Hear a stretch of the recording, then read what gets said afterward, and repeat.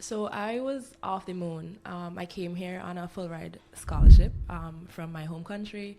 So you're smart. Okay. A little bit. Smart. I got you. Plenty. And I was very excited, honestly. Even the process of, you submitting your application to being accepted.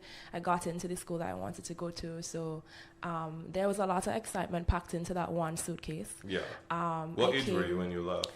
I was 22, I believe. 22. Okay.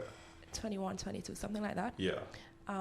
Yes, I was 22 because I took a gap year between my undergrad and my master's. Yeah. Yeah. And what did you do for your master's again? So I did management sciences and engineering. I went to the University of Waterloo. My undergrad was in industrial engineering. So the master's decision was very intentional because I wanted to stick in that operation space. Okay. Okay. So that's pretty dope. So what has your experience with mental health during grad school been like? Because we know grad school is not an easy thing. It's hard. So what was that, especially when you're moving from St. Vincent to Canada, like you don't have that support like you normally will have like when you're back home. So, and I know you're close with your dad just based on previous conversations that we've had. So what was that like for you going through that whole process? Yeah, so touchdown, so excited. The weather was a big transition, obviously, right? I had never seen snow. Yeah. And when I saw it, It looked much better from inside, I would say. But yeah, there was a lot of transition. I am very close with my dad, and I didn't come. He came with me. He spent, I think, like the first 2 weeks. Yeah. And that was really good. To help you settle in and everything, right? And I remember vividly, he said, you're going to be fine. You do this already. You're a big woman. Yeah, they think you don't like need that. me here. And he left. I bawled. I was so sad. I was really torn up.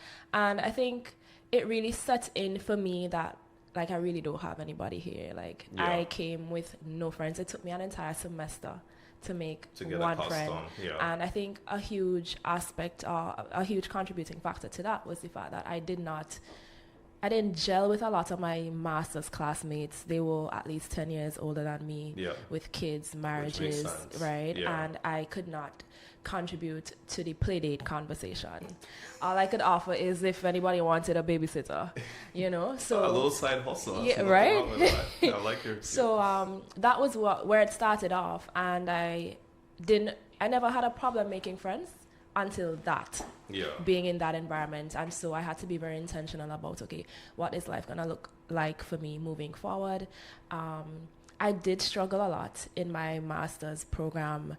It was different than my undergrad because, again, that community aspect had to be built more intentionally. That's true, because like if you're anything like me, especially with the engineering background, in undergrad, it almost like we're working in teams. Exactly. Right? So like we had people going to lectures to learn while some of us were studying for the midterm. So when the people come from the lectures, they pass that information. We explain stuff like, so in the undergrad setting, I can understand how it gets. I'm not doing masters in any way, shape, or form. Maybe an MBA later on, but that did not interest me. But I could definitely understand how that dynamics could be a struggle. Absolutely. Right? Especially mentally. So it's funny you said the cold, because I have a saying. They normally say that hell is hot, but I've changed it that hell is freezing cold.